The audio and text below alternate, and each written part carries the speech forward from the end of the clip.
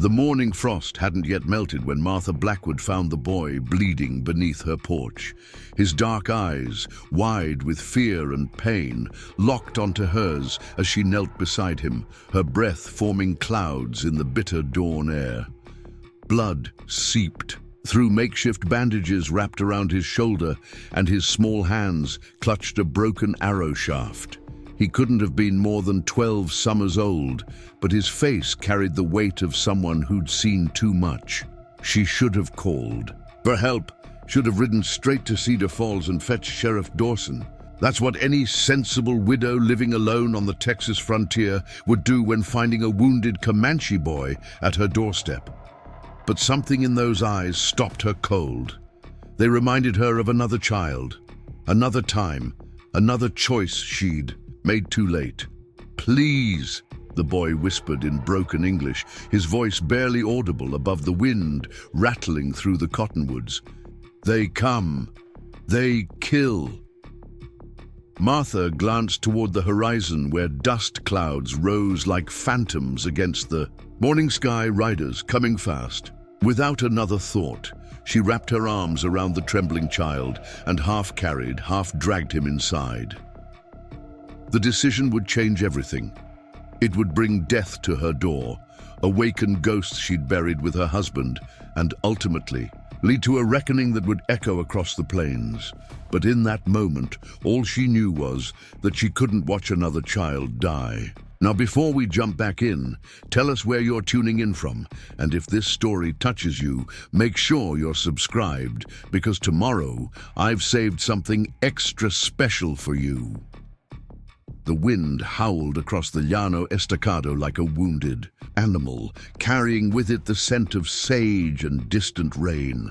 Martha Blackwood stood on her porch at Willow Creek Ranch, watching the horizon where the earth met the sky in an endless line of brown and gold. 3 years had passed since Samuel's death. 3 years of working the land alone, of fighting off wolves, both animal and human, of learning that survival on the frontier demanded more than courage. It demanded the ability to become something. Harder than the land itself. The ranch house wasn't much to look at. Adobe walls weathered by countless storms, a roof that leaked during the worst downpours, and windows that rattled in their frames when the blue northers swept down from the territories. But it was hers, built with Samuel's dreams and her stubborn refusal to surrender. Every board, every nail, every stone in the chimney held memories of better days, when they'd planned a future that included children's laughter and Sunday dinners with neighbors who lived too far away to visit regularly. The morning had started, like any other. Martha rose before dawn, as she always did, to tend the small herd of longhorns that grazed in the lower pasture. The coffee pot sat warming on the stove, its bitter aroma mixing with the smell of mesquite smoke from the dying fire. She'd already mucked out the barn and fed the chickens, their constant clucking a familiar soundtrack to her solitary life. The silence didn't bother her anymore. She'd made peace with it, found comfort in the predictable rhythms of ranch work and the vast emptiness that surrounded her. But this morning was different. As she stepped out to check the water trough, something made her pause. Perhaps it was the way the horses shifted nervously in the corral, or how the usual bird song had fallen silent. Martha had learned to trust these instincts, honed by years of living where danger could arrive without warning. She reached for the Spencer rifle that always leaned against the doorframe, its weight familiar in her hands. That's when she heard it, a soft moan, barely audible above the creaking of the windmill. It came from beneath the porch, where the dogs usually slept during the hot afternoons. But the dogs were in the barn, and this sound was distinctly human. Martha's fingers tightened on the rifle as she moved cautiously down the steps, her boots making no sound on the worn wood. The boy lay curled in the shadows, his body pressed against the cool earth as if trying to disappear into it. His clothing was torn and blood-stained, a mix of traditional Comanche dress and trader's cloth that spoke of two worlds colliding. The arrow shaft protruding from his shoulder had been broken off, leaving only a few inches visible above the crude. Bandage someone had attempted to wrap around the wound. His breathing came in short, painful gasps, and his skin bore the grey pallor of someone who'd lost too much blood. Martha had seen plenty of wounded men in her time. The war between the states had sent its fair share of broken soldiers through these parts, and the ongoing conflict with the Comanche had added to the tally. But this was different. This was a child, caught in the crossfire of a war he hadn't chosen.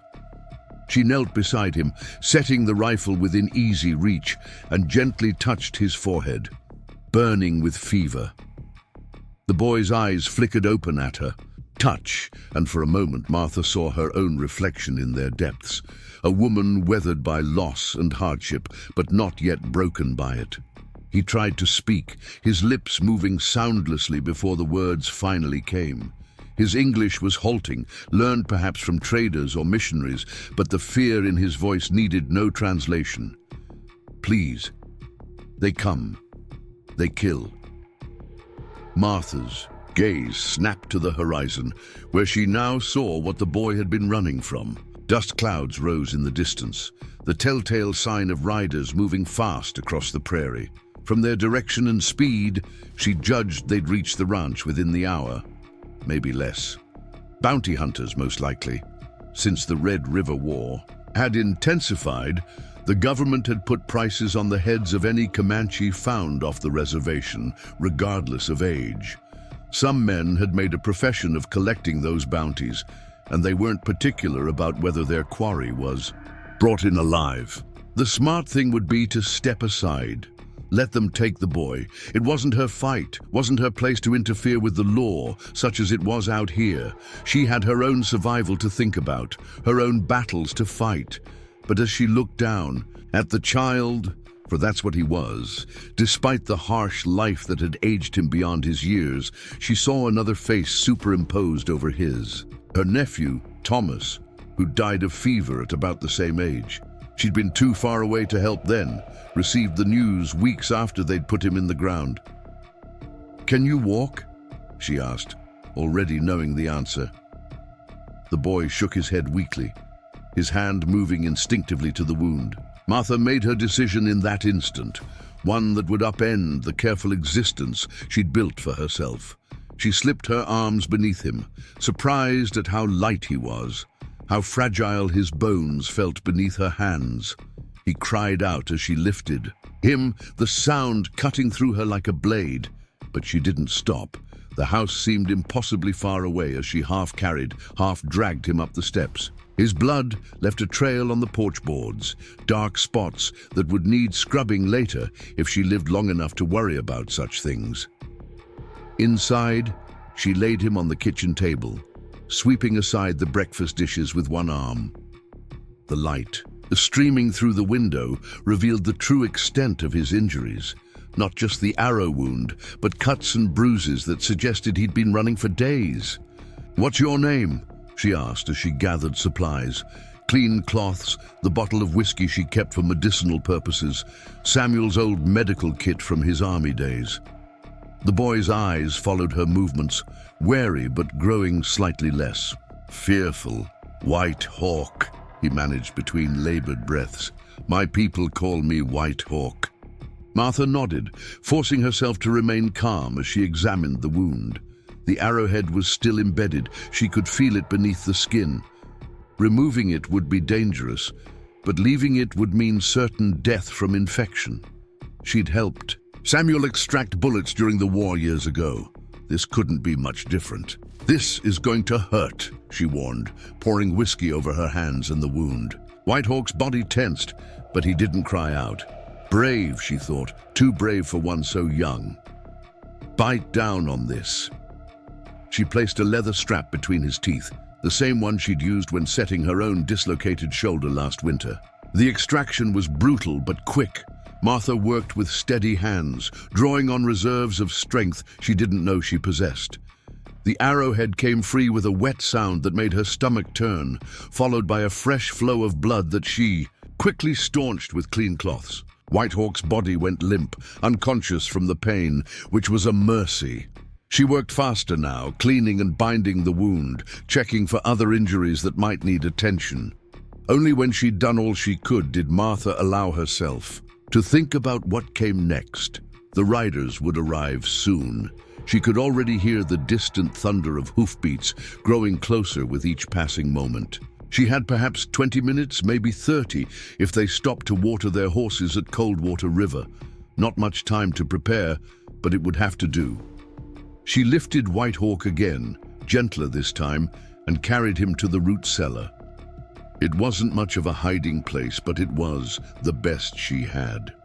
Preparing and narrating this story took us a lot of time, so if you are enjoying it, subscribe to our channel. It means a lot to us. Now back to the story. The space beneath the house was cool and dark, used for storing preserves and potatoes through the winter months. She'd reinforced it after Samuel's death, adding a hidden compartment behind the shelving where she kept her most valuable possessions, his. War medals, her mother's jewelry, the deed to the ranch. Now it would hide something far more precious. "Stay quiet," she whispered, though the boy was beyond hearing. She arranged empty crates to conceal the entrance to the hidden space, then climbed back up to the kitchen. The blood on the table and floor needed cleaning, but there wasn't time for thoroughness. She did what she could, then threw a tablecloth over the worst of the stains. The trail of blood on the porch would have to remain. Perhaps she could explain it as the result of butchering a deer. Martha had just finished when she heard the horses entering her yard. Through the window, she counted 5 riders, hard-faced, men armed with rifles and pistols. Their leader, a tall man with a scraggly beard and cold blue eyes, dismounted first. He wore a long duster coat despite the morning warmth, and silver conchos decorated his gun belt. Martha recognized the type. Men who'd found profit in other people's misery, who wrapped their greed in the flag of civilization. She stepped onto the porch, rifle in hand, but held casually, not quite threatening but ready if needed. The other men remained mounted, spreading out in a semicircle that cut off any escape route. Their horses stamped and snorted, sensing the tension that crackled through the air like lightning before a storm. "Morning, ma'am," the leader said, touching the brim of his hat in a mockery of courtesy. "Name's Jake Crenshaw. These here are my associates." He gestured vaguely at the other riders. "We're looking for a runaway, Comanche boy, about 12 years old, wounded. Trail led us right to your door." Martha kept her expression neutral, though her heart hammered against her ribs. "Haven't seen any boys, Mr. Crenshaw, Comanche or otherwise. I live alone out here." Crenshaw's eyes narrowed, scanning the porch, noting the dark stains on the boards. "That's so? Looks like you might have had some excitement this morning. Blood's still fresh." "Butchered a deer at dawn," Martha replied smoothly. "Hung it in the barn if you'd care to inspect it." It was a lie, of course, but she'd learned long ago that the best lies contained a kernel of truth. She had killed a deer 3 days ago, and the carcass still hung in the barn, though it was far from fresh. One of the other riders, a thin man with pockmarked skin, spoke up. "Trail ends here, Jake. Boy didn't just vanish into thin air." Crenshaw nodded slowly, his hand resting on the butt of his pistol. "Mind if we have a look around, ma'am? Just to satisfy ourselves that you're telling the truth?" It wasn't really a question. Martha knew that refusing would only confirm their suspicions. She stepped aside, gesturing toward the door. "Help yourselves. But I'll ask you to be respectful. This is my home." The men dismounted and spread out, some heading for the barn, while others entered the house. Martha followed Crenshaw inside, watching as he methodically searched each room, overturning furniture and emptying drawers with casual disregard for her belongings. She bit back her anger, knowing that any protest would only encourage more destructive behavior. In the kitchen, Crenshaw paused at the table, running his finger along the surface where tiny traces of blood had seeped into the wood grain. His eyes met Martha's, and she saw the predator lurking behind the facade of civilization. Awful lot of blood for a deer, he observed. Messy business, butchering, Martha replied, as I'm sure you know.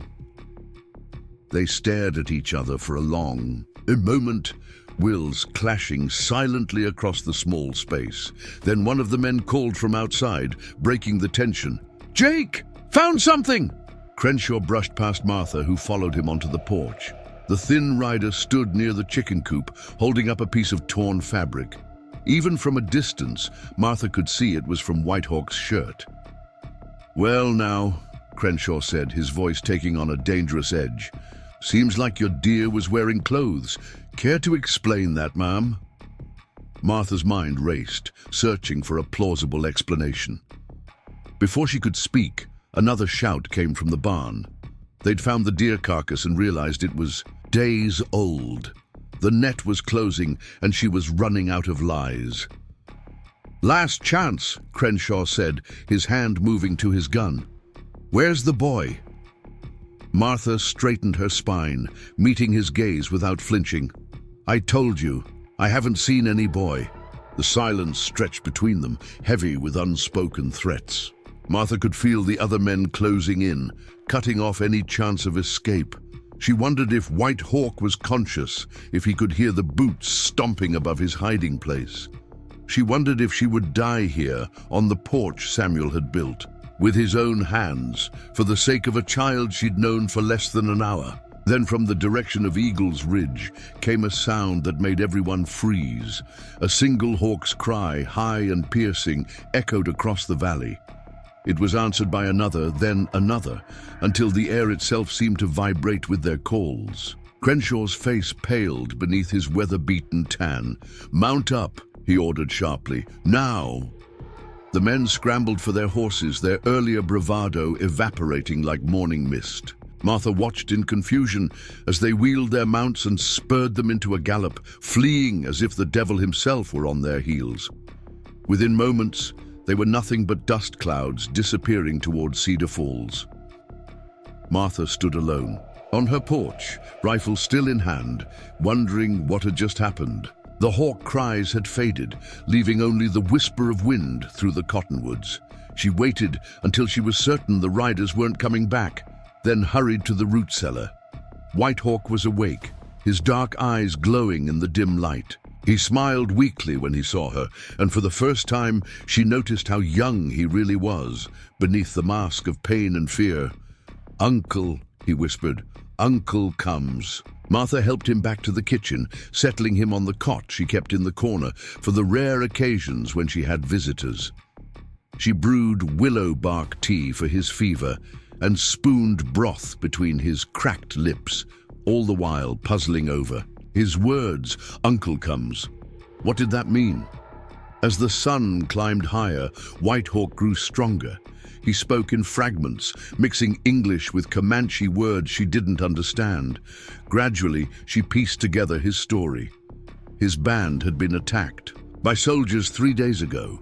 His parents were dead, along with most of the warriors. He'd escaped with a few others, but they'd been separated when the bounty hunters picked up their trail. He'd been running ever since, guided by some instinct that had led him to her door. "Why here?" Martha asked, genuinely curious. "Why my ranch?" White Hawk looked at her with those old young eyes.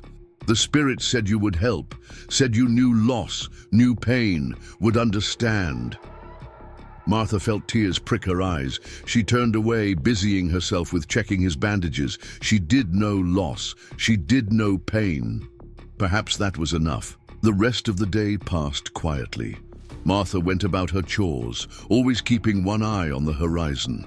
White Hawk slept fitfully, sometimes crying out in his native tongue, sometimes reaching for people who weren't there. She bathed his forehead with cool water and sang lullabies she remembered from her own childhood, songs her mother had brought from Ireland.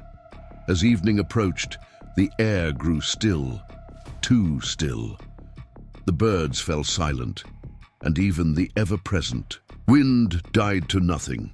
Martha felt the hair on the back of her neck rise. Something was coming, something that made even the land itself hold its breath.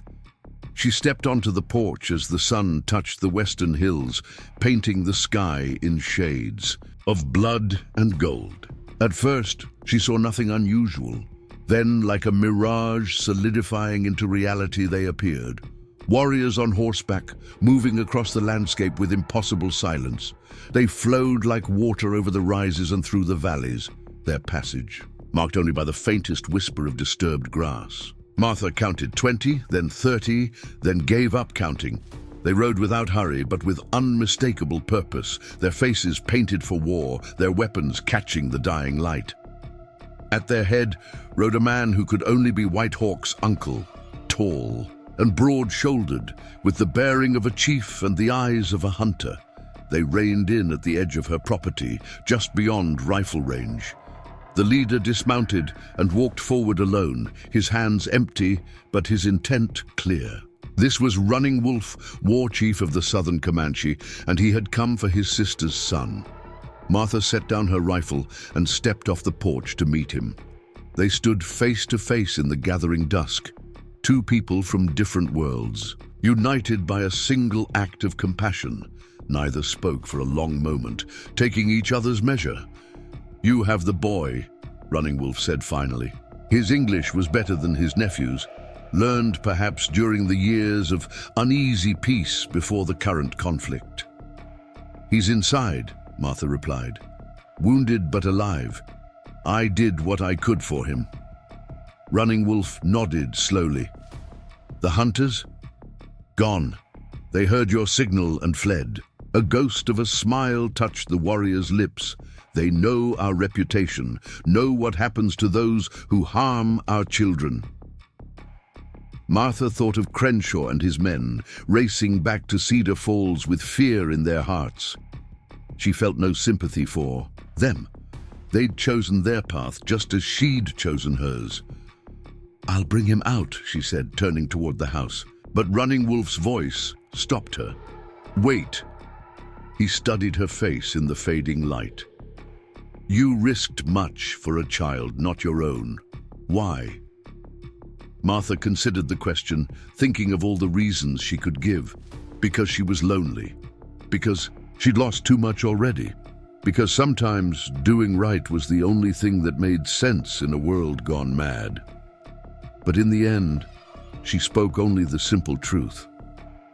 Because he needed help. Running Wolf was quiet for a moment. Then he reached into a pouch at his waist and withdrew something that gleamed in the twilight. He pressed it into Martha's hand, a silver medallion on a leather cord, carved with symbols she didn't recognize. "This marks you as friend to the people," he said solemnly. "Show it to any of our bands, and they will know what you did here. They will protect you as you protected my nephew." Martha closed her fingers around the medallion, feeling its weight, understanding its significance. In a land where allegiances shifted like sand, and today's friend could be tomorrow's enemy, such a gift was beyond price. She brought White Hawk out, supporting him as he walked unsteadily to his uncle. The boy's face lit up when he saw Running Wolf, and for a moment he was just a child again, safe in the presence of family. The warriors had dismounted now, forming a protective circle around their chief and the boy. Several came forward to help, their painted faces softening as they saw White Hawk's condition. As they prepared to leave, White Hawk turned back to Martha. "Thank you," he said simply. "I will not forget." "Nor will we," Running Wolf added. He mounted his horse with fluid grace, White Hawk secured in front of him. "The war between our peoples may continue, but you will not be part of it. This I promise." They rode away as silently as they'd come, melting into the darkness until Martha could no longer distinguish them from the shadows of the land itself. She stood alone in her yard, the medallion cool against her palm, wondering at the strangeness of the day. In saving one child, she'd forged an alliance that transcended the boundaries of race and culture. She'd made enemies of men like Crenshaw, but gained the protection of warriors who moved like ghosts across the frontier. Most importantly, she'd remembered who she was beneath the armor of survival, someone capable of compassion, of taking risks for what was right. As she walked back to her empty house, Martha felt something she hadn't experienced in 3 years: hope. Not for an easy life or a peaceful future, the frontier promised neither, but for the possibility that even in a world torn by violence and hatred, individual acts of kindness could still matter. The stars were coming out now, brilliant in the clear desert air. Somewhere out there, a wounded boy rode towards safety, surrounded by warriors who'd traveled miles to bring him home. And here, in a simple ranch house on the edge of nowhere, a widow prepared for sleep with the knowledge that she'd chosen compassion over fear, humanity over expedience. Tomorrow would bring new challenges. Crenshaw might return with more men, the sheriff might ask questions, the war between the Comanche and the settlers would continue its bloody course. But tonight, Martha Blackwood slept peacefully, the silver medallion resting against her heart, a reminder that even in the harshest landscape, mercy could take root and flourish. The wind picked up again as the night deepened, carrying the scent of sage and the distant howl of coyotes. But Martha didn't stir. For the first time since Samuel's death, she felt protected, watched over by unseen guardians who honored the ancient law of reciprocity. Kindness for kindness, protection for protection, life for life. In years to come, the story would spread across the frontier, told in saloons and around campfires, growing with each telling. The widow who defied bounty hunters, the Comanche boy saved from certain death, the war chief who honored compassion with protection. Some would call it legend, others would swear it was truth. But for those who understood the complex tapestry of the frontier, where enemies could become allies and a single choice could echo across generations, it was simply another thread in the story of survival, courage, and the enduring power of human decency. As dawn broke over Willow Creek Ranch, painting the red rocks in shades of gold and copper, Martha rose to tend her animals and work her land. The events of the previous day already felt like a dream, but the medallion around her neck was solid, proof that it had been real. She touched it once, a promise and a talisman, then set about her chores with renewed purpose. The frontier was still a dangerous place, where death could come swift and sudden. But Martha Blackwood had learned something valuable. Sometimes the greatest strength came not from standing alone, but from having the courage to help others, even when the cost seemed too high. In saving White Hawk, she'd saved a part of herself. She thought lost forever. And in the vast, unforgiving landscape of the American West, that was no small victory. The silver medallion hung heavy against Martha's chest as she watched the sun climb over Eagle's Ridge. 3 days after the Comanche, warriors had vanished into the night. The morning brought with it an unnatural stillness that set her teeth on edge. She'd learned to read the moods of this land like scripture, and today it whispered warnings in every breath of wind. She was drawing water from the well when she spotted the dust cloud approaching from the south. Not the wild, scattered plume of buffalo or the lazy drift of cattle, but the purposeful column that meant riders, many riders. Martha's hand moved instinctively to the medallion, then to the rifle she'd propped against the well housing. Whatever was coming, it was coming fast. The first rider crested the hill just as she reached the porch, Sheriff Dawson, his tin star catching the morning light like a mirror. Behind him rode a full posse, 20 men at least, their faces grim, beneath the shadows of their hat brims.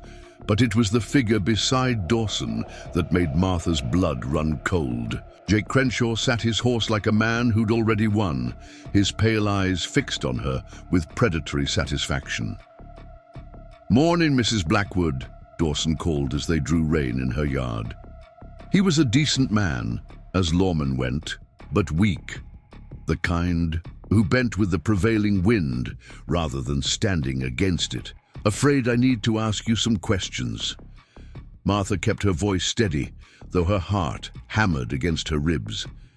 "About what, Sheriff?"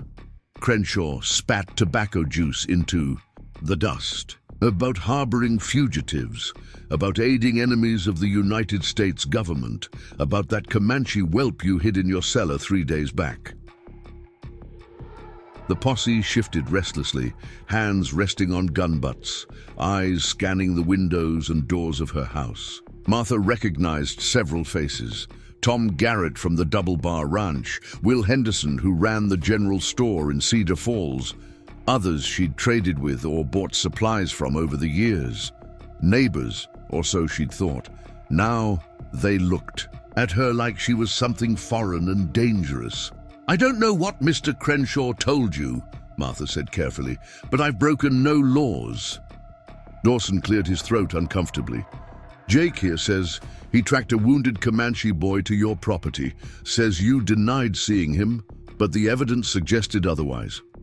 That true?" Martha met his gaze without flinching. "A child came to my door, injured and scared. I gave him water and tended his wounds. Since when is Christian charity a crime?" "Since that charity extends to murderous savages," Crenshaw snarled. "That boy was part of a war party that killed 3 settlers near Harlan's Crossing, men with families, white families." The lie was so smooth, so practiced, that Martha almost believed it herself. But she'd seen the truth in Whitehawk's eyes, heard it in his broken English as he'd told her about the attack on his village. Still, she knew that truth mattered little here. These men had already made up their minds. "He was 12 years old," she said quietly, "barely old enough to hold a rifle, much less ride with a war party. Old enough to scout for one." "Tom," Garrett spoke up. "Old enough to lead them to isolated homesteads, like yours, Martha. Ever think about that? What might have happened if you turned him away?" The irony wasn't lost on her. They spoke of protection while forming the very mob they claimed to guard against. But Martha had spent 3 years learning to navigate the treacherous currents of frontier justice. She knew when to fight and when to bend. "What do you want from me, Sheriff?" Dawson shifted in his saddle, clearly uncomfortable with the situation. "Just need to search your property, make sure the boy's really gone, and..." He hesitated, glancing at Crenshaw. "Jake here is filing formal charges. Says you interfered with a legal bounty operation." "Legal?" Martha's voice carried a note of incredulity. "Since when does the law put prices on children's heads?" "Since those children started lifting scalps," Will Henderson said, though he had the grace to look ashamed as he said it. Martha knew arguing was futile. These men had ridden out here with their minds made up, their fears stoked by Crenshaw's lies and their own prejudices. She stepped aside, gesturing toward the house. "Search all you like. You'll find nothing but what I've already told you." They dismounted in a thunder of boots and spurs, spreading out across her property like locusts. Martha watched them overturn her carefully tended garden, scatter her chickens, and tear through her barn with barely controlled violence. Inside the house, she heard furniture being overturned, drawers emptied, her few precious possessions handled with rough indifference. Crenshaw remained mounted, watching her with those cold eyes. "You made a mistake, woman. Should have minded your own business." "Helping a wounded child is my business," Martha replied, "as it should be any decent person's." He leaned forward in his saddle, voice dropping to a whisper meant only for her ears. "You think those savages care about your kindness? You think they'll remember it when they come raiding? You're a fool, and fools don't last long out here." Martha touched the medallion beneath her shirt, feeling its weight like an anchor. "We'll see." The search took most of the morning. They found nothing, of course. Whitehawk had left no trace, save the blood she'd already cleaned, and the torn fabric they'd discovered earlier. By the time the men reassembled in her yard, the sun was approaching its zenith, and tempers were running hot. "Satisfied?" Martha asked Dawson, who looked increasingly uncomfortable with the whole affair. Seems the boy's gone, he admitted. But there's still the matter of the charges. What charges?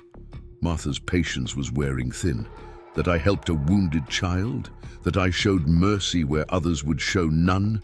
If that's a crime, then arrest me and be done with it.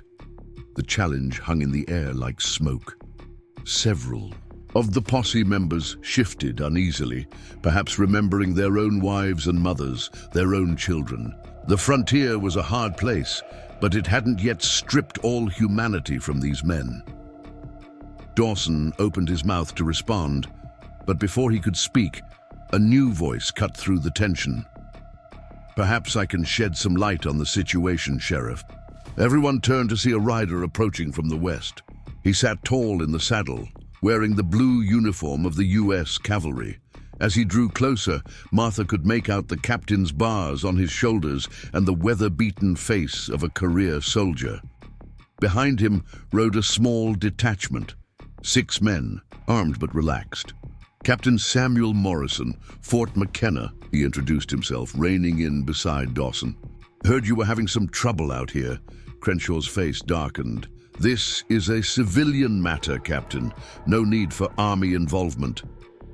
Morrison's grey eyes swept over the scene, taking in the ransacked property, the armed posse, and Martha standing alone on her porch. His gaze lingered on her for a moment, and she saw something unexpected there. Respect, perhaps, or understanding. Actually, Mr. Crenshaw, any matter involving the Comanche falls under military jurisdiction. We've been tracking the movements of several bands in this area, including one led by a war chief named Running Wolf.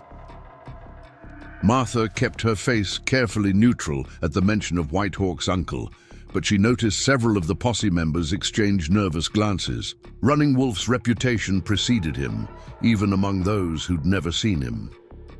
What's your interest here, Captain?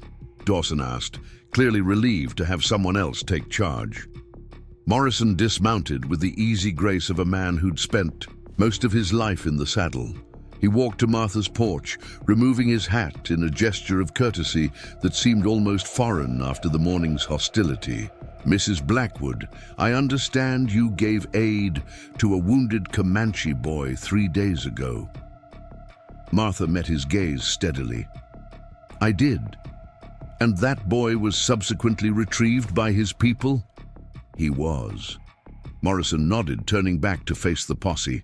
Gentlemen, I've been authorized by Colonel Mackenzie himself to implement a new policy regarding civilian Indian interactions.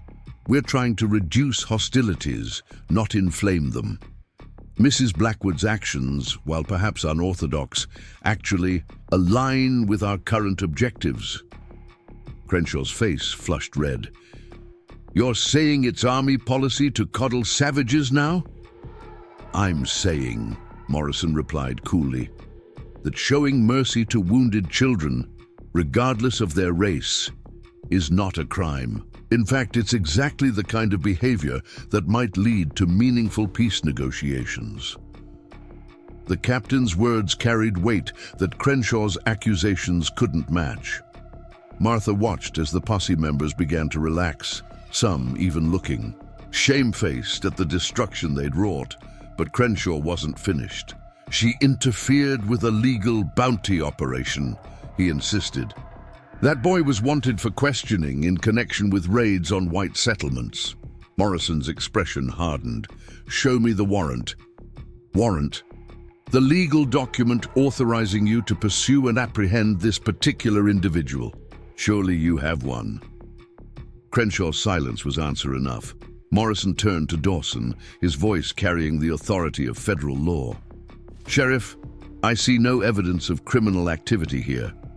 What I do see is a citizen who showed compassion to a wounded child and a group of men who've destroyed her property without cause. I suggest you disperse this posse before I'm forced to place the lot of you under military arrest for vigilantism.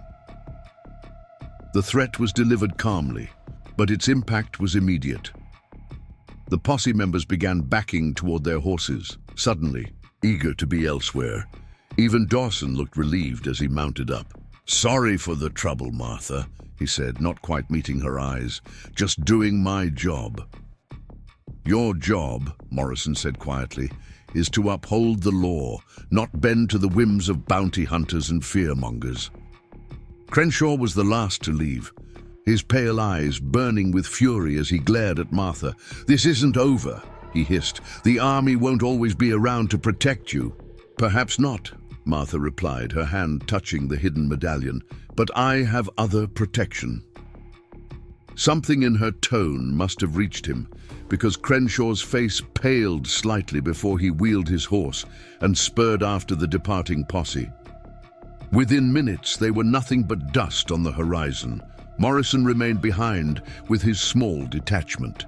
He surveyed the damage to Martha's property with a professional eye, then began issuing quiet orders to his men.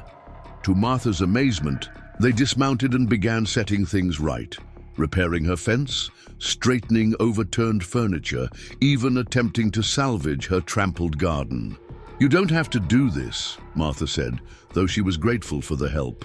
"Actually, I do," Morrison replied, helping her set a chair upright. "You've done something important here, Mrs. Blackwood, something that might seem small, but could have far-reaching consequences." Martha paused in gathering scattered papers. "I don't understand." Morrison moved to her window, gazing out at the vast landscape. "We're at a crossroads in this territory. The old ways, extermination, relocation, endless violence. They're not working, never have really, but acts of individual compassion, bridges built between enemies. That's how real change happens." "You sound like you speak from experience." A shadow crossed his face. "I've fought in too many wars, seen too much senseless death. Indians, whites, Mexicans, we all bleed the same color. Took me too long to learn that simple truth." They worked in companionable silence for a while, the soldiers efficient and respectful. As the afternoon wore on, Martha found herself reassessing this quiet captain who'd arrived like an answer to an unspoken prayer. "Why did you really come?" she asked finally. "Surely Fort McKenna has more pressing concerns than one widow's troubles with bounty hunters." Morrison smiled, the expression transforming his weathered features. "We received an interesting message. Yesterday, a Comanche warrior rode right up to our gates under a flag of truce. Said his chief wanted us to know that a white woman had shown great kindness to his nephew, asked that we extend our protection to her as a gesture of good faith." Martha felt her throat tighten. "Running Wolf sent you?" "Indirectly." The warrior wouldn't give names, but the description matched. Colonel Mackenzie saw it as an opportunity, a chance to build on this unexpected bridge between our peoples. So here I am. The implications were staggering. In saving Whitehawk, she'd set in motion events that reached far beyond her small ranch. It was both humbling and terrifying. As evening approached, Morrison and his men prepared to leave. They'd done what they could to repair the damage, but Martha knew it would take weeks to fully restore order to her life. Still, she felt stronger, somehow less alone in her struggle to do what was right. "I'll post regular patrols through this area," Morrison told her as he mounted up. "And I'll make sure Sheriff Dawson understands that you're under army protection. But be careful, Mrs. Blackwood.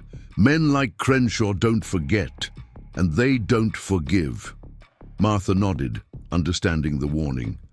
"I've lived with danger before, Captain. At least now I know I'm not facing it alone." Morrison touched the brim of his hat in salute. "You showed courage when it mattered most. That's a rare quality out here. Don't let them beat it out of you." They rode away as the sun touched the western hills, leaving Martha standing in her yard amid the evidence of the day's upheaval. She was exhausted, physically and emotionally, but also strangely exhilarated. For 3 years, she'd merely survived, going through the motions of living without truly engaging with the world around her. Now suddenly she was part of something larger, a fragile hope for peace in a land torn by conflict. The silver medallion seemed to pulse against her skin as she walked back to her house. Through her window, she could see Eagle's Ridge turning, purple in the dying light. Somewhere beyond those peaks, White Hawk was healing, surrounded by his people. And somewhere closer, perhaps, watchful eyes kept guard over the white woman who'd chosen compassion over fear. But even as she lit her evening lamp and set about preparing a simple meal, Martha knew this was far from over. Crenshaw's parting. Threat echoed in her mind, and she'd lived on the frontier long enough to know that such men didn't make idle promises. He would be back, with or without the law on his side. She checked her rifle, ensuring it was loaded and within easy reach. The Army's protection was reassuring, but Fort McKenna was a day's ride away. If trouble came in the night, she'd have to face it alone, as she'd faced everything else since Samuel's death. Yet as she sat down to her meal, Martha felt a strange peace settle over her. She'd made her choice, cast her lot with mercy over. Hatred and whatever came next, she could face it with a clear conscience. The medallion at her throat was more than just a token of protection. It was a reminder that even in the hardest of lands, humanity could flourish. Outside, coyotes began their evening chorus, their calls echoing across the darkening plains. But tonight, their song didn't sound lonely. Tonight, it sounded like the wild heart of the land itself, welcoming her into a larger story, one written in acts of courage and kindness rather than bullets and blood. As she prepared for bed, Martha found herself thinking of White Hawk, wondering if he ever looked up at these same stars and remembered the stranger who'd hidden him from his enemies. She touched the medallion one last time before blowing out her lamp, whispering a prayer into the darkness, not for safety or comfort, but for the strength to continue choosing compassion, no matter the cost. The wind picked up as night deepened, rattling the windows and moaning through the eaves. But Martha slept soundly, her dreams filled not with the faces of angry men, but with the image of warriors moving silent as shadows across the land, keeping faith with their promise to protect one who had protected their own. Dawn would bring new challenges. Crenshaw would plot his revenge. The tensions between settlers and Indians would continue to simmer. The great machinery of westward expansion would grind on, indifferent to individual acts of kindness. But for now, in this moment suspended between darkness and light, Martha Blackwood rested in the knowledge that she'd played her part in weaving a different pattern, one thread of compassion in the violent tapestry of the frontier. And sometimes, one thread was all it took to begin unraveling the whole design. The stars wheeled overhead, ancient witnesses to the small dramas of human choice. And in a modest ranch house on the edge of contested land, a widow slept peacefully, guarded by promises made and kindness repaid, while the Great Plains whispered secrets of change to come. The screech of a hawk woke Martha before dawn, its cry cutting through the pre-morning stillness like a blade. She sat up in bed, heart pounding, hand already reaching for the rifle propped against her nightstand. 3 weeks had passed since Captain Morrison's visit, 3 weeks of uneasy quiet that felt more like the held breath before a scream than true peace. She rose and dressed quickly, her movements automatic after years of solitary routine.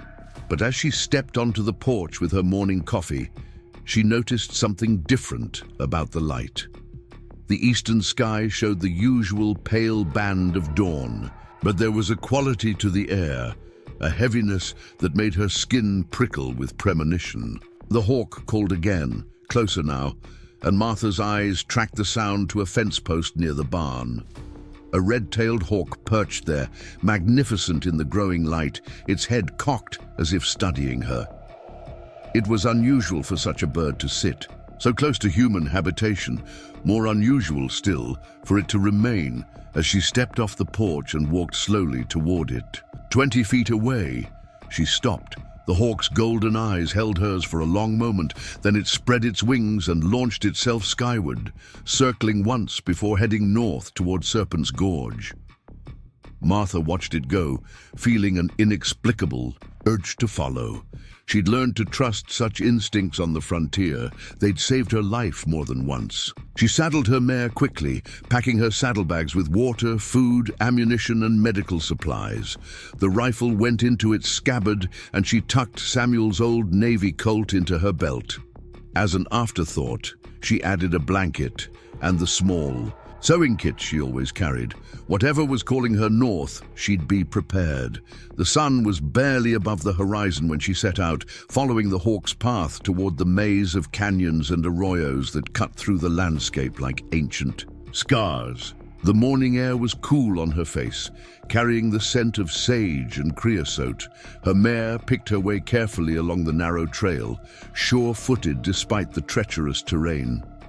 2 hours into her journey, Martha began to notice signs that others had passed this way recently. Hoof prints in the soft earth, some fresh, others days old. Broken branches where riders had pushed through thick brush. A scattered pile of horse droppings that told of a group stopping to rest. She counted at least a dozen different sets of tracks, all heading in the same direction she was traveling. The trail led deeper into the canyon system, winding between towering walls of red rock that blocked out all but a strip of sky. The silence here was profound, broken only by the clip of her horse's hooves and the occasional cry of a bird. Martha's hand rested on her rifle, senses alert for any sign of danger. She found the first body just before noon. The man lay sprawled beside a jumble of boulders, his sightless eyes staring at the strip of blue sky above. Martha recognized him, Pete Garrison, one of Crenshaw's regular companions.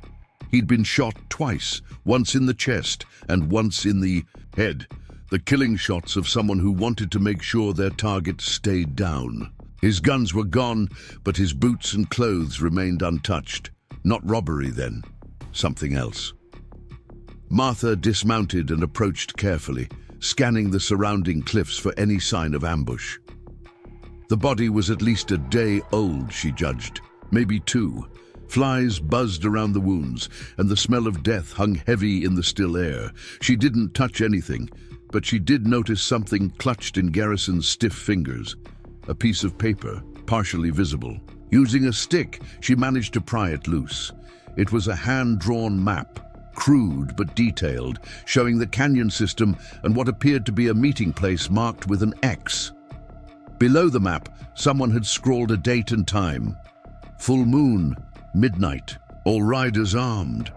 Martha's blood chilled as she realized what she was looking at. This was a gathering notice, a call to arms for something that was meant to happen tonight. And given Garrison's presence and violent death, she had a good idea who had called this meeting and why. She remounted and continued north, now following. Not just instinct, but growing certainty. The canyon narrowed further, becoming a slot barely wide enough for horse and rider. The walls rose hundreds of feet on either side, their surfaces marked with ancient pictographs that watched her passage. Like silent sentinels, this was old country, sacred to the tribes who'd traveled these paths for countless generations. The second body appeared an hour later. Another of Crenshaw's men, this one killed by an arrow through the throat. The shaft had been broken off, leaving only a few inches protruding from the wound. Martha recognized the fletching, Comanche, but something about the scene troubled her. The angle was wrong, the placement too perfect. This looked less like the result of a running battle, and more like an execution. She was pondering this when her mare suddenly shied, nearly throwing her from the saddle.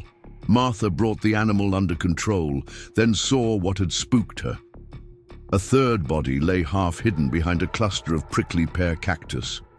This one was fresher, perhaps only hours old. The man's face was turned away, but she recognized the clothes. Tom Garrett from the Double Bar Ranch, one of the posse members who'd torn through her property weeks ago. 3 dead men, all connected to Crenshaw, all killed in different ways. It painted a grim picture, but of what? Martha studied the ground around Garrett's body and found what she was looking for. More tracks, these ones different from the others. Unshod ponies had passed this way recently, moving fast and light. Comanche warriors, without doubt. She was about to remount when a shadow fell across her path.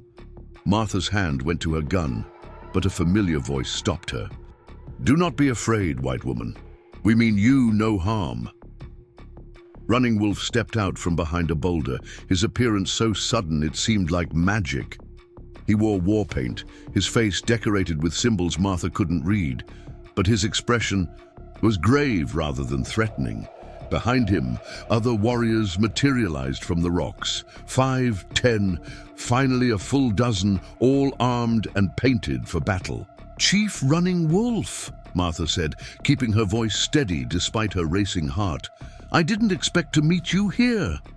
"Nor I you," he replied, his dark eyes studying her with interest. "Yet the spirits move in strange ways. Why have you come to this place of death?" Martha gestured toward Garrett's body. "I followed a feeling. A hawk led me north this morning. I've been finding dead men all along this trail." Running Wolf's expression didn't change, but something shifted in his stance. "A hawk, you say? My nephew spoke of this, how the spirits talk to you as they talk to us. It seems he was right." "These men," Martha said carefully, "they were not good men, but their deaths trouble me. There's something happening here, something bigger than old grudges." The war chief nodded slowly. "You see clearly, yes, something is happening. The man Crenshaw gathers his wolves for a great hunt, not for my people alone, but for any who stand between him and his desires, including you, Martha Blackwood."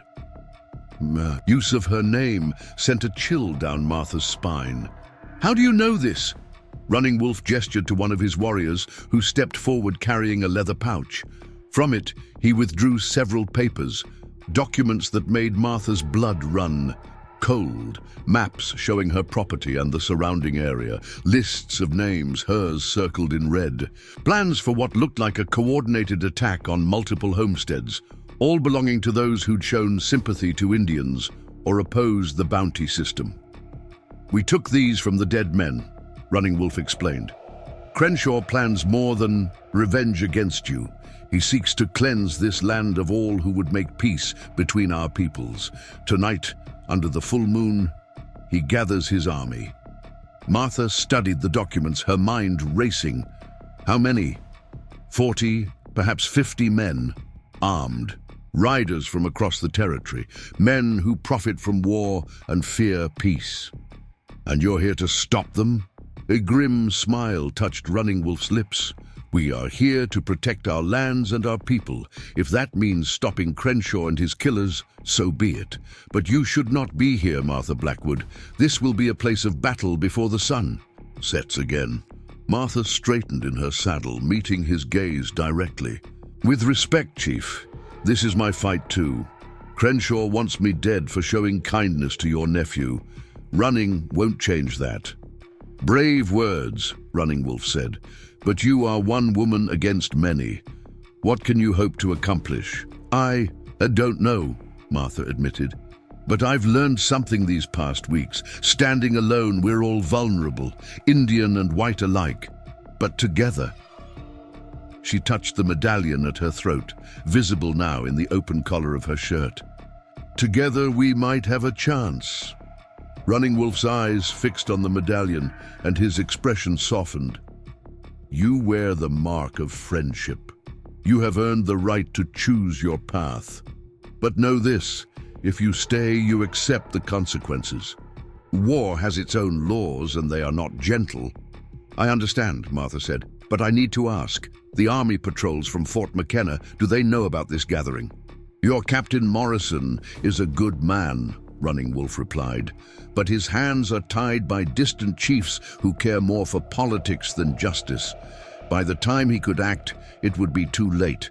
This fight is ours alone."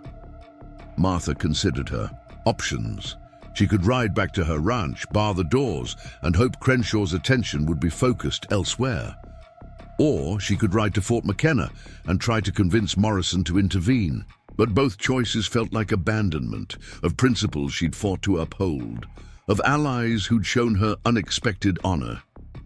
"Where is this gathering supposed to take place?" she asked finally. Running Wolf pointed deeper into the canyon. "There is a box canyon 2 miles north. One way in, one way out. Crenshaw believes it gives him advantage, a secret place to plan his war. He does not know that we know these lands better than he knows his own name." "A trap," Martha realized. "You planned to trap them in their own meeting place." "Justice," Running Wolf corrected. "They come to plan murder.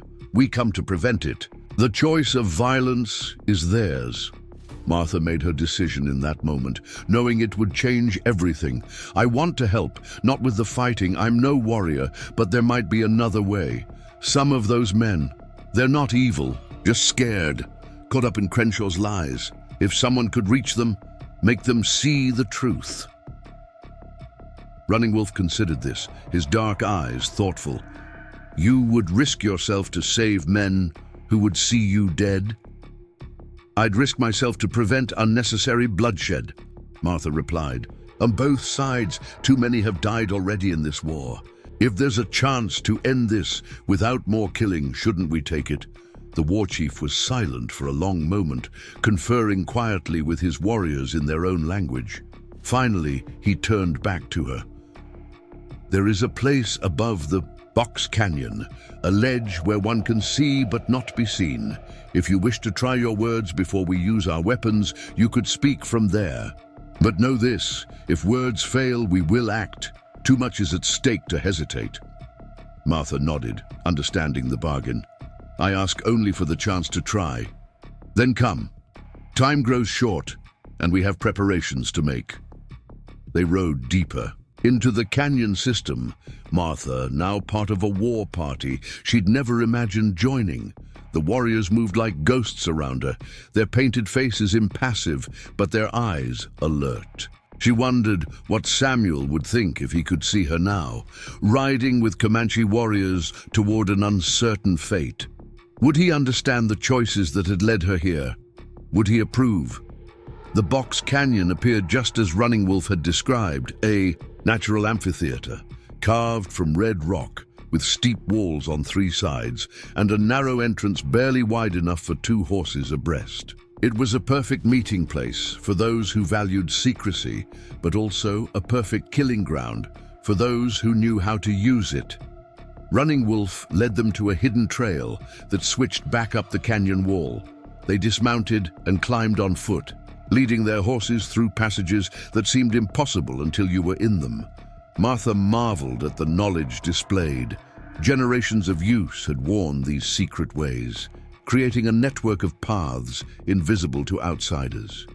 They reached the ledge as the afternoon sun painted the rocks in shades of gold and crimson. From here, Martha could see the entire canyon floor below.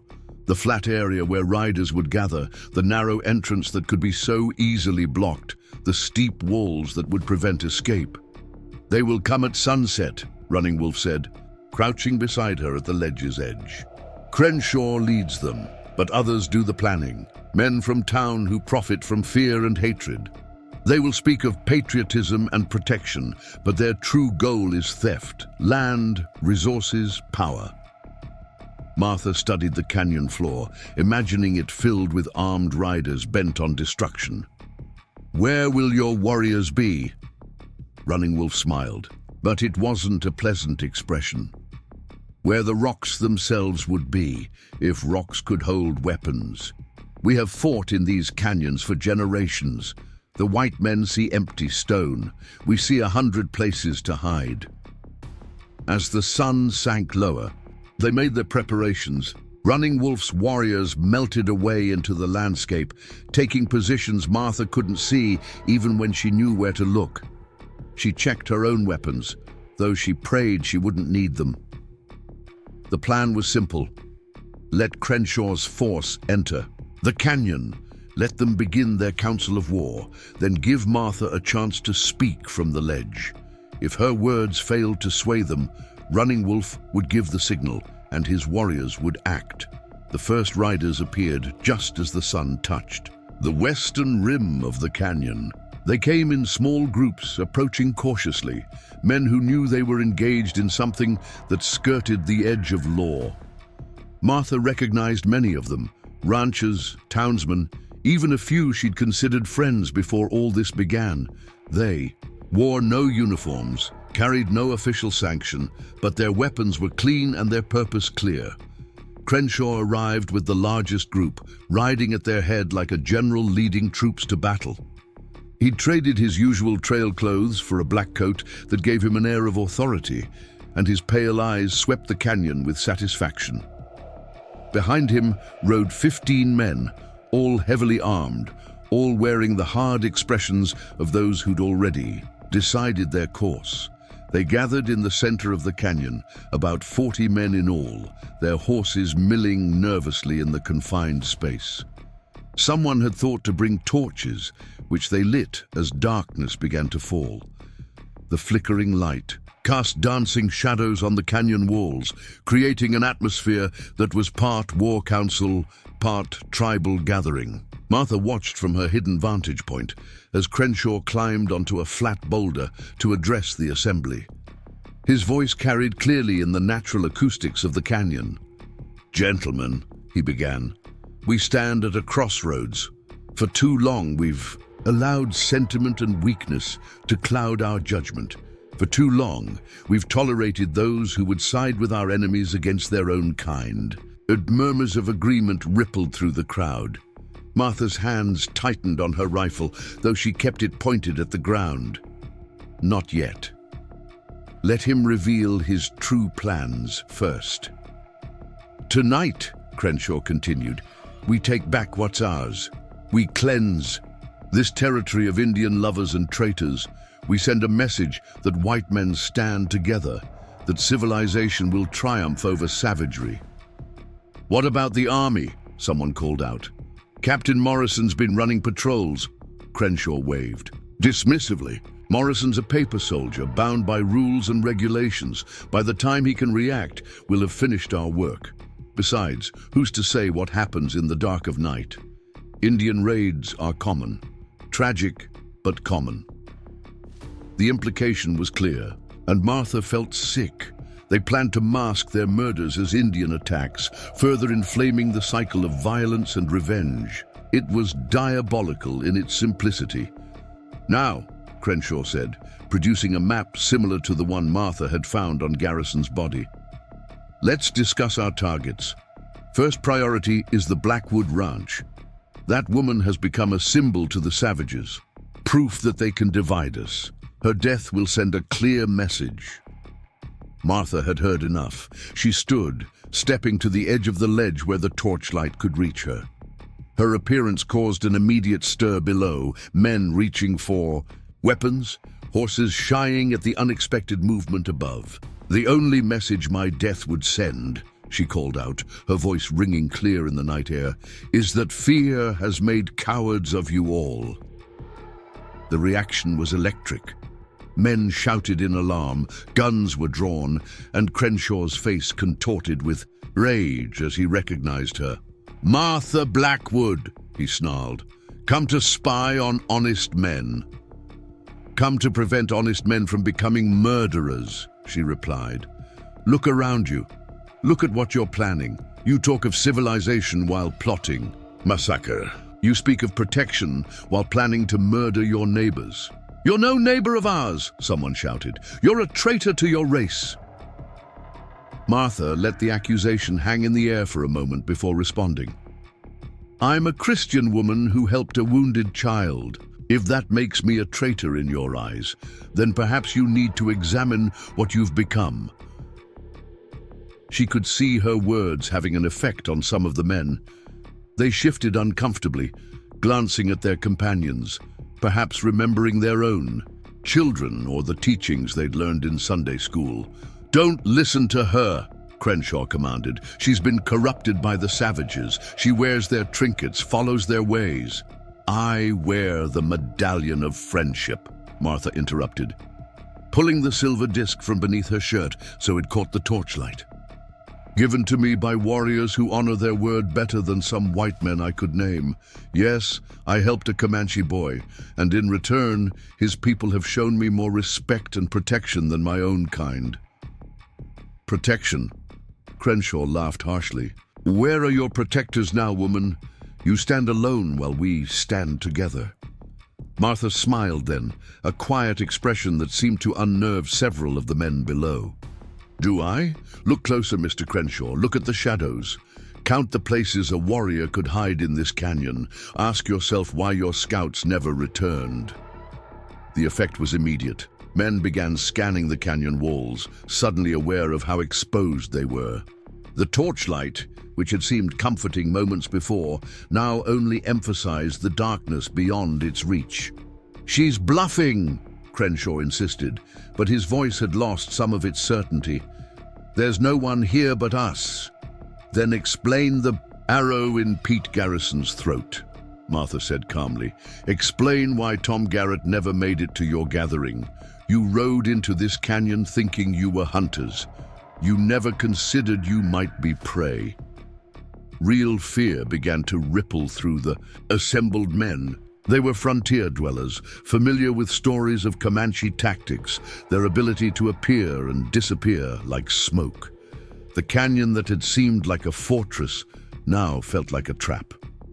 Even if you're right, Crenshaw said, trying to regain control. Even if there are Indians out there, we outnumber them. We're better armed. Are you? Martha interrupted again. 40 men with rifles, packed into a space with no cover, against warriors who know every rock and shadow of these canyons. How many of you will die in the first volley? Half? More? She let that sink in before continuing. But it doesn't have to end in blood. You can still choose differently. Ride away from here. Go back to your homes, your families. Abandon this path of hatred and fear. And then what? A voice called. From the crowd, Will Henderson, she thought. Live in fear of Indian raids forever? Or work toward real peace, Martha suggested. The Comanche aren't mindless savages. They're people, with families and hopes just like yours. They fight because we've given them no choice.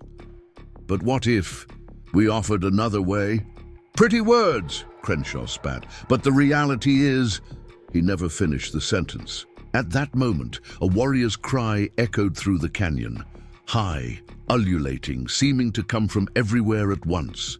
The assembled men panicked, horses rearing, weapons raised toward threats they couldn't see. Hold! Martha shouted, her voice cutting through the chaos. No one has to die here tonight, but you need to choose now. Peace or war, life or death. What's it going to be?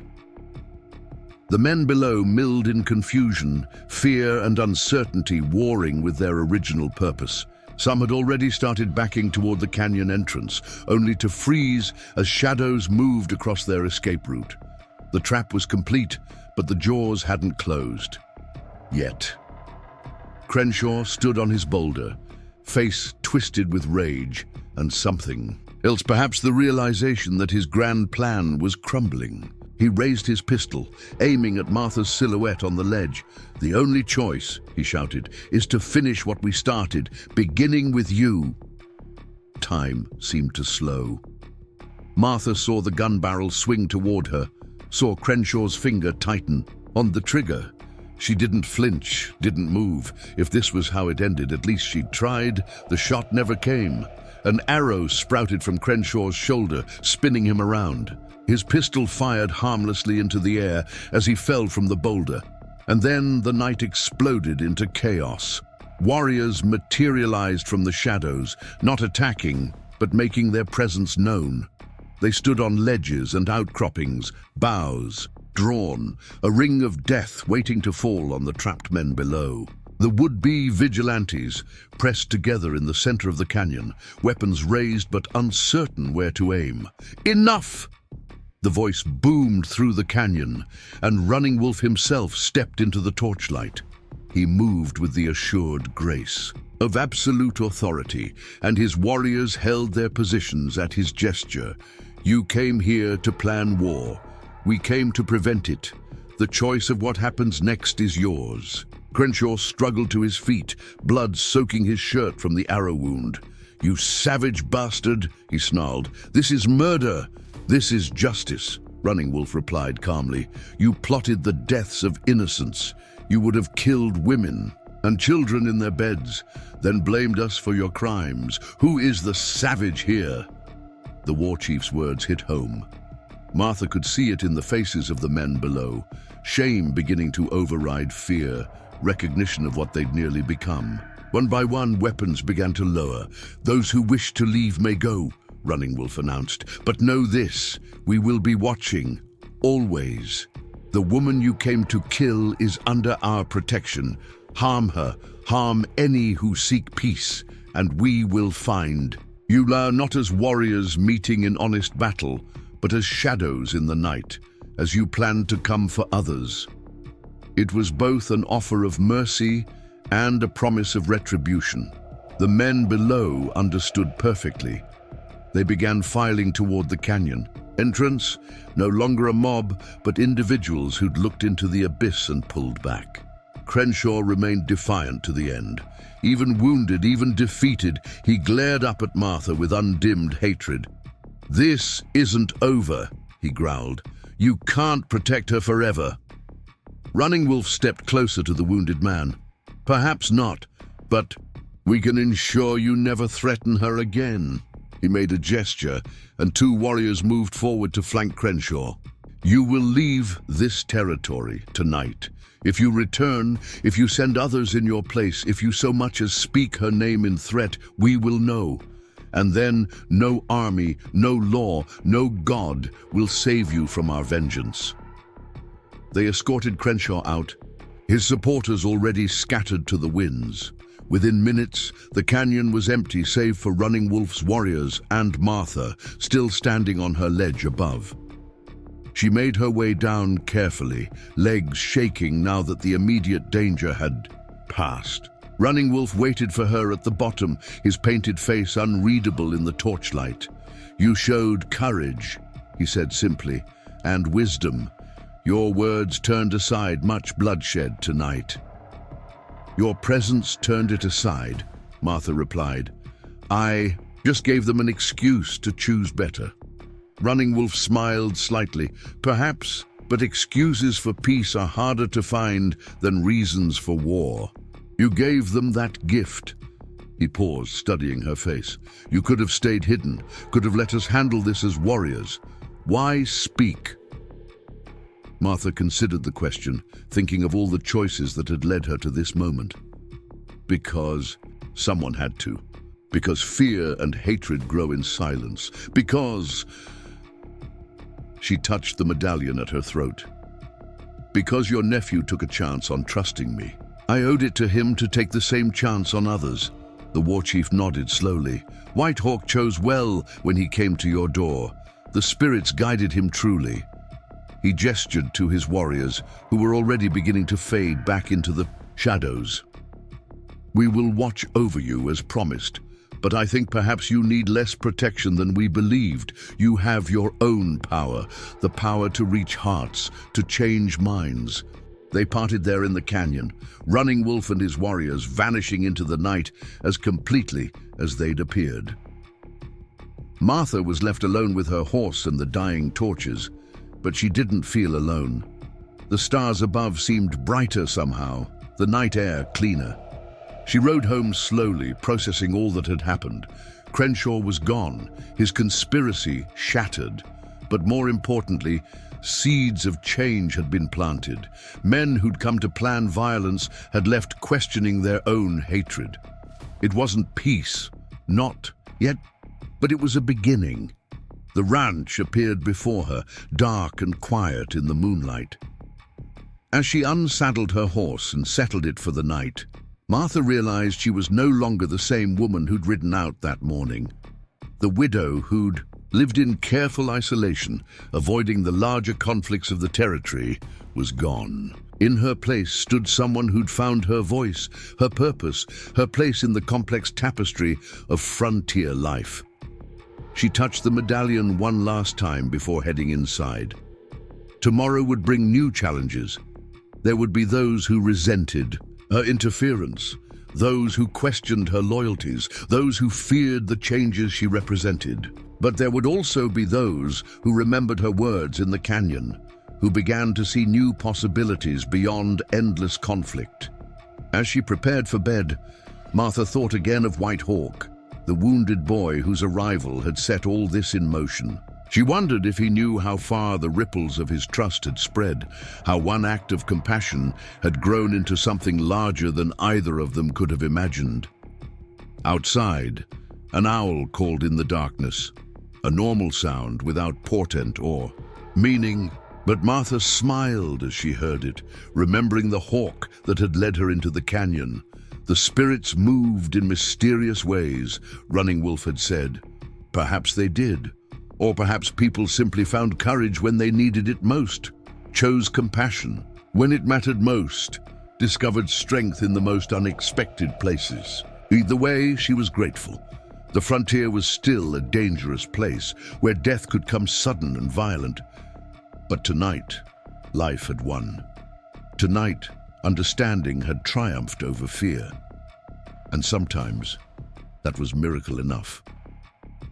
Martha slept, deeply without dreams, while outside her window the vast prairie stretched endlessly under star-filled skies.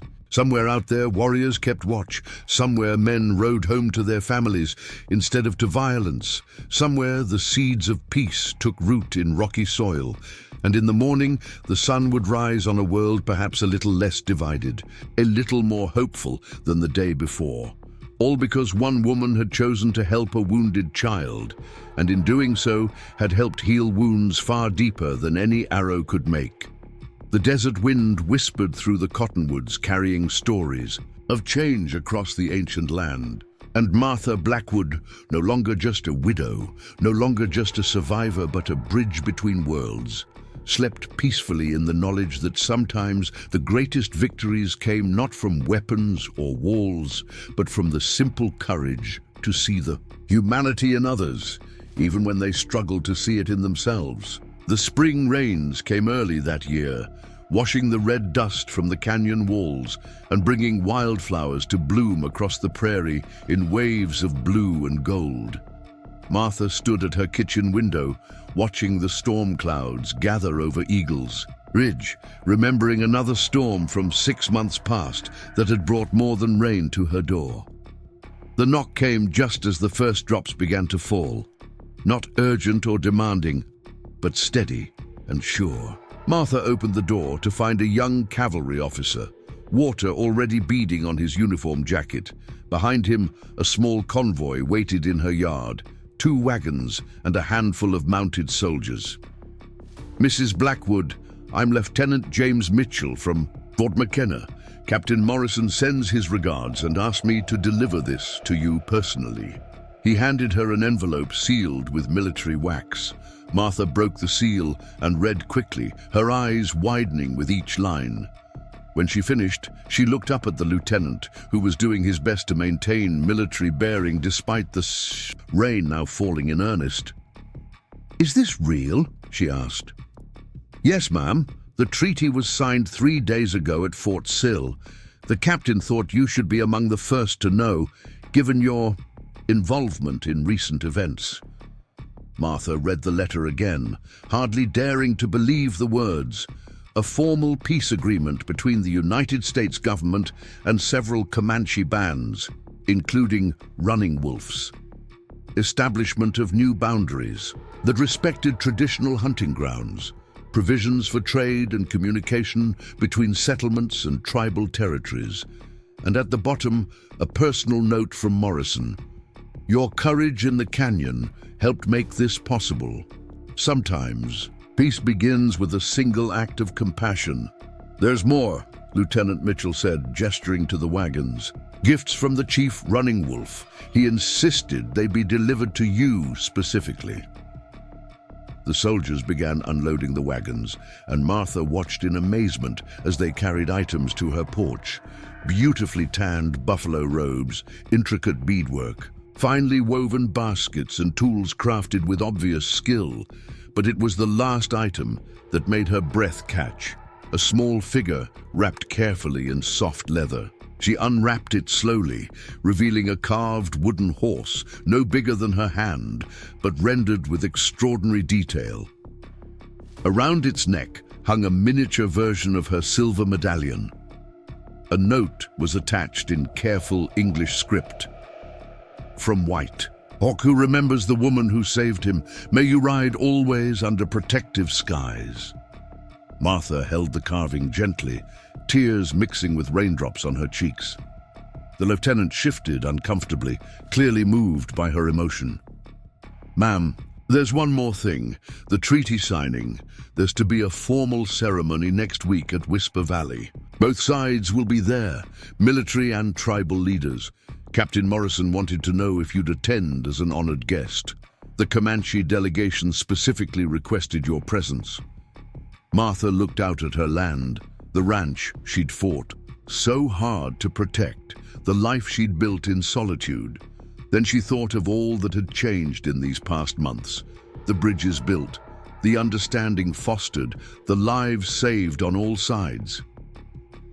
"Tell Captain Morrison I'll be there," she said, firmly. The ceremony at Whisper Valley was unlike anything the frontier had seen before. The natural amphitheater of the valley had been chosen for its neutrality, sacred to the Comanche, but also easily accessible to the military contingent from Fort McKenna. Canvas tents and traditional teepees stood side by side, creating a temporary city where two cultures met as equals for perhaps the first time. Martha arrived early, riding alone despite Morrison's offer of an escort. She wanted to approach this moment on her own terms, as she'd approached every other crucial decision since that morning when White Hawk had appeared at her door. She wore her best dress, simple black wool that Samuel had always loved. But around her neck, visible to all, hung the silver medallion. She was met at the valley entrance by a familiar face. White Hawk sat astride a painted pony, no longer the wounded boy she'd hidden, but a young warrior growing into his strength. His face lit up when he saw her, and he slipped from his mount to approach on foot, showing respect. "Martha Blackwood," he said, his English much improved. "My heart is glad to see you."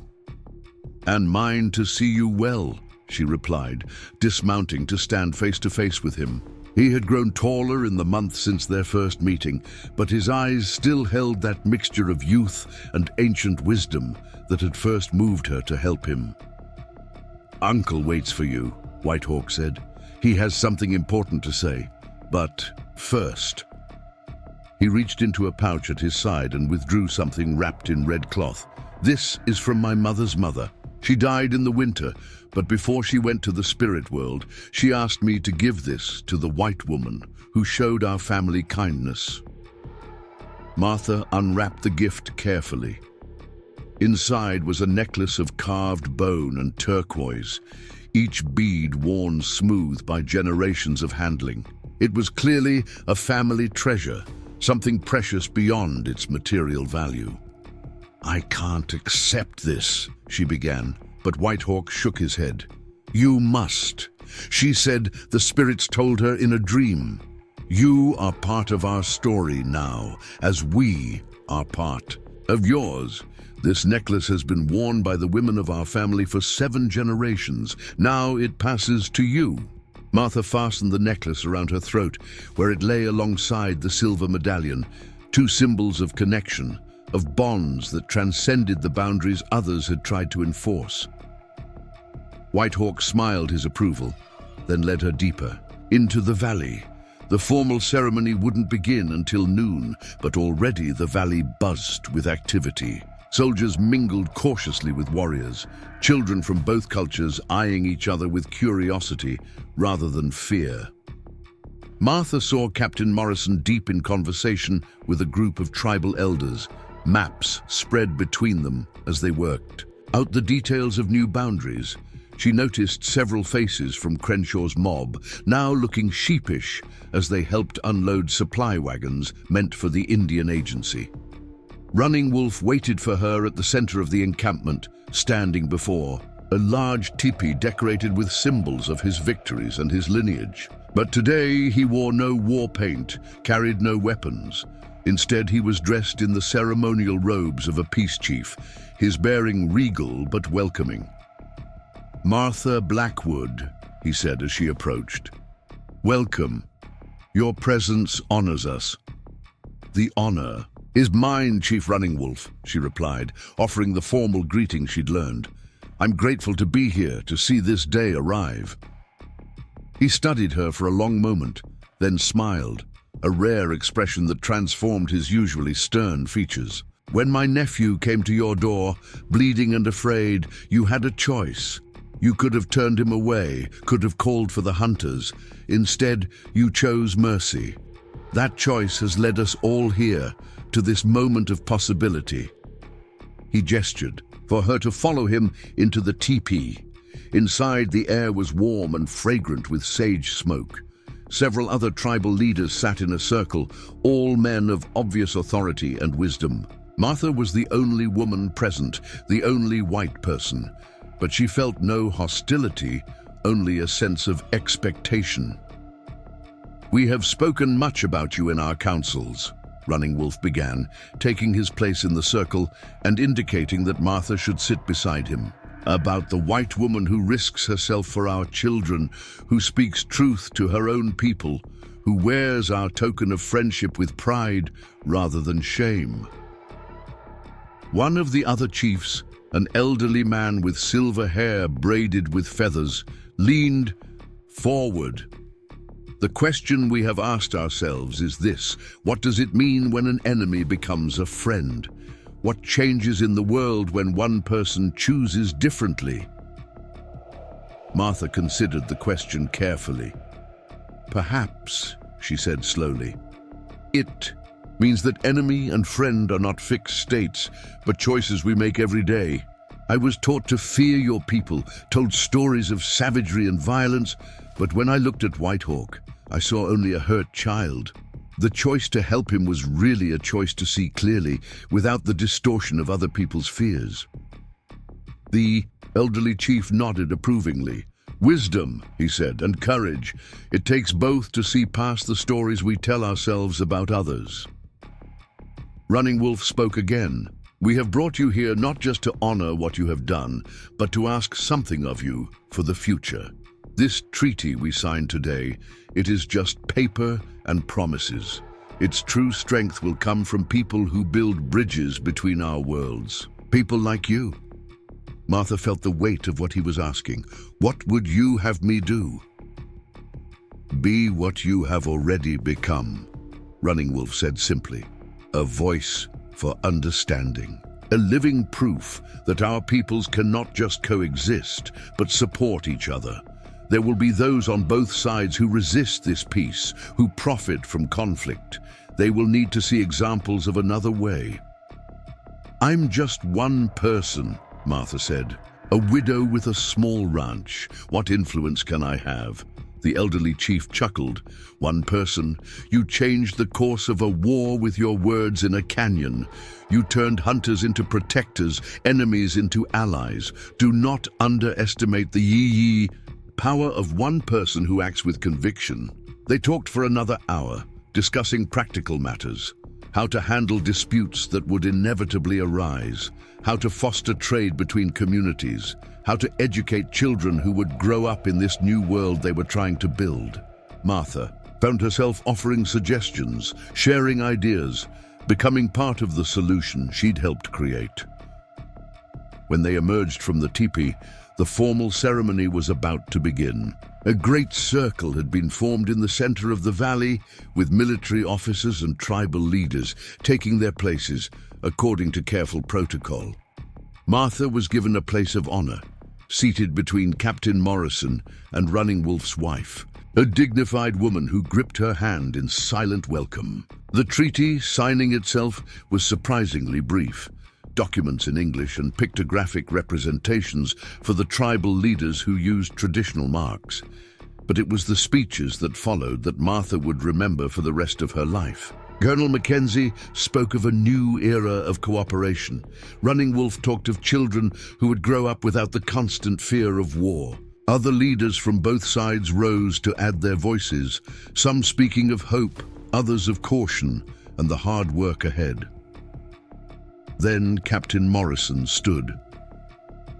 "There's one more voice that should be heard today," he announced. "Someone who represents neither the military nor the tribes, but who has shown us all what individual courage can accomplish. Mrs. Martha Blackwood, would you speak?" Martha felt every eye in the valley turn to her.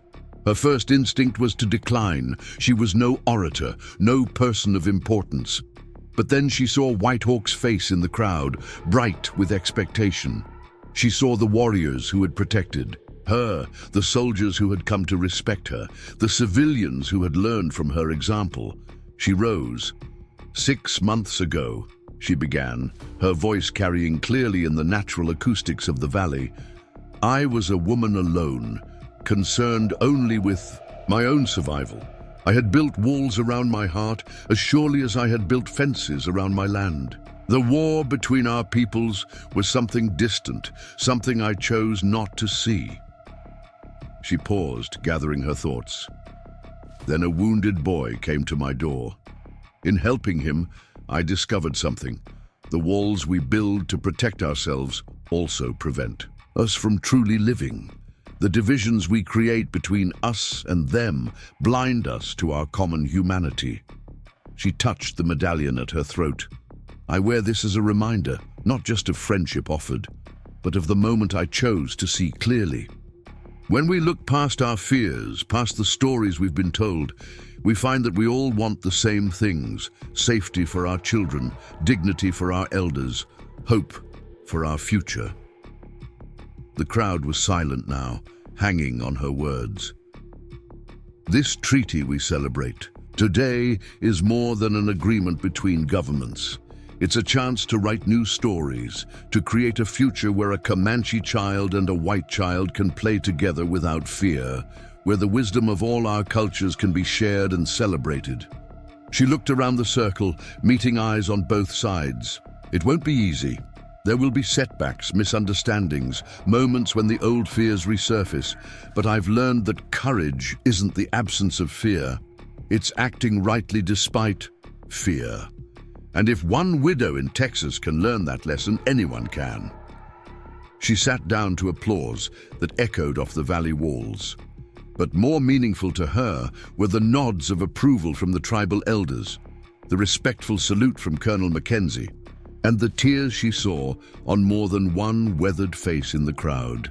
The rest of the day passed in a blur of ceremonies and celebrations. Traditional dances were performed, gifts exchanged, meals shared. Martha found herself acting as an informal translator, not of languages, but of customs and intentions. She introduced nervous settlers to patient tribal elders, explained military protocols to curious warriors, helped children from both cultures join in games that needed no words. As the sun began to set, painting the valley in shades of gold and purple, White Hawk found her again. He was accompanied by several other young people, both Comanche and white, all looking at her with expressions of hope and determination.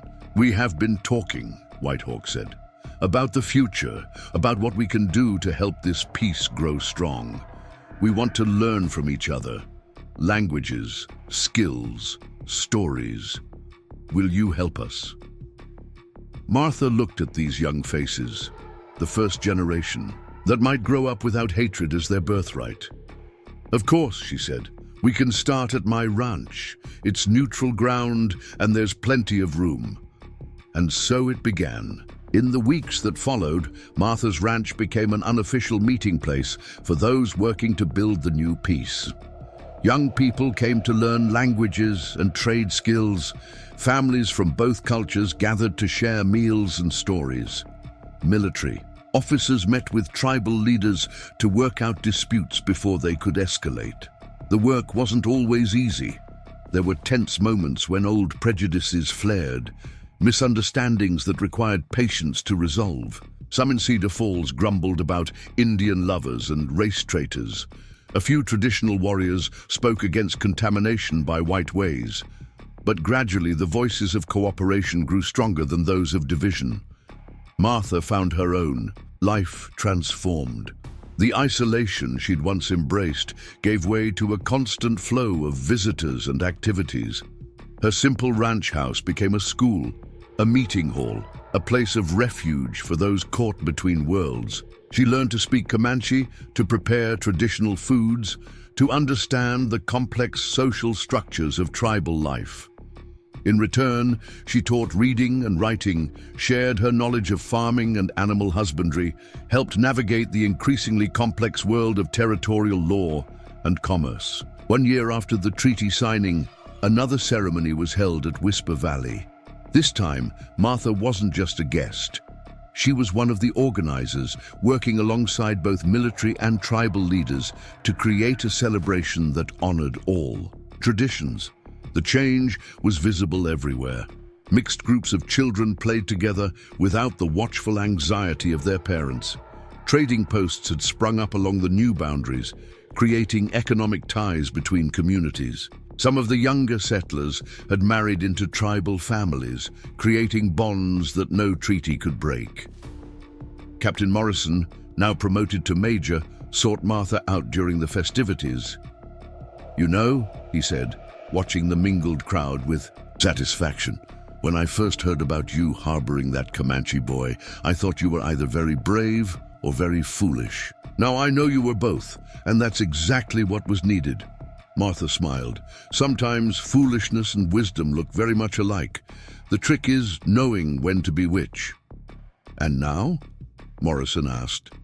"What's next for the woman who helped change the frontier?" Martha considered the question, looking out over the valley where two peoples were learning to become one community. "Now we do the harder work," she said. "Building peace is dramatic, newsworthy. Maintaining it day by day, choice by choice, that's the real challenge." She was proven right in the years that followed.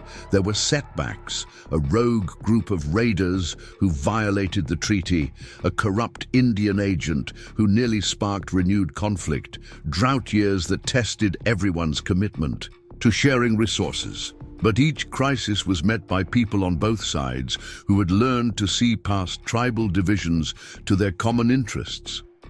Martha's ranch remained a center of this ongoing work. She never remarried, but she was never alone. Her family became all, those who passed through her doors seeking understanding, mediation, or simply a place where differences were celebrated rather than feared. White Hawk, growing into a respected leader, often brought his own children to visit Grandmother Martha, as she came to be known. 20 years after that first morning when she'd found a wounded boy beneath her porch, Martha stood once again at her kitchen window. The view had changed dramatically. Where once empty prairie had stretched to the horizon, now a thriving community spread, houses and teepees, farms and hunting grounds, a schoolhouse where children learned in both languages, a trading post where cultures mingled freely. A knock at her door interrupted her reverie. She opened it to find a young woman, perhaps 20 years old, with the distinctive features of mixed heritage. Comanche cheekbones, Irish green eyes. The girl carried a baby on her hip and looked nervous. "Mrs. Blackwood, I'm Sarah Running Wolf Henderson. This is my son, James White Hawk Henderson. We've traveled from Oklahoma Territory because I heard stories about you, about how you helped bring peace. I'm hoping you can help us too." Martha smiled, stepping aside to let them in. "Tell me your story," she said, just as she had said to countless others over the years. "Let's see what we can do." As she listened to the young woman's tale of love across cultural lines, of families struggling to accept change, of a new generation trying to forge its own path, Martha reflected on the journey that had brought them all to this moment. One choice, one act of compassion, had rippled outward in ways she could never have imagined. The silver medallion still hung around her neck, now joined by many other tokens of friendship and respect. But more precious than any physical symbol were the living connections. The children who played without fear, the families who had found peace, the communities that had learned to see strength in their diversity. When Sarah finished her story, Martha reached across the table to take her hand. "You've come to the right place," she said. "This is where new stories begin." Outside, the Texas sun set over a landscape transformed by hope and human courage. And in a simple ranch house that had become a beacon of possibility, an aging woman continued the work she'd begun decades before, building bridges, healing divisions, proving every day that the greatest changes start with the smallest acts of kindness. The frontier had not become perfect. People still struggled with prejudice, misunderstanding, and fear, but it had become a place where such struggles could be addressed openly, where different cultures could learn from each other, where the next generation could grow up seeing diversity as strength rather than threat. Martha Blackwood's legacy wasn't measured in monuments or history books, though both would come in time. It was measured in the lives changed, the conflicts prevented, the understanding fostered between peoples who had once seen each other only as enemies. Most of all, it was measured in the simple truth that one person acting with compassion and courage could indeed change the world, one choice at a time. As night fell over the ranch, Martha lit her lamp and prepared for evening. Tomorrow would bring new challenges, new opportunities to practice the lessons learned through years of building peace. But tonight, she was content to sit by her fire, surrounded by the gifts of many cultures, and remember that morning long ago, when a wounded boy had taught her the most important lesson of all, that in choosing to help others, we ultimately save ourselves. The sound of children's laughter drifted through her window, Comanche and white, Mexican and freed slave, all playing together in the gathering dusk. It was the sound of the future, bought with courage and sustained by daily acts of understanding. And Martha Blackwood, bridge builder and peacemaker, smiled as she settled in for the evening, knowing that the work would continue long after she was gone, carried forward by all those who had learned that the strongest boundaries are not those that divide us, but those that connect us in our common humanity. Up next, you've got two more standout stories right on your screen. If this one hit the mark, you won't want to pass these up. Just click and check them out.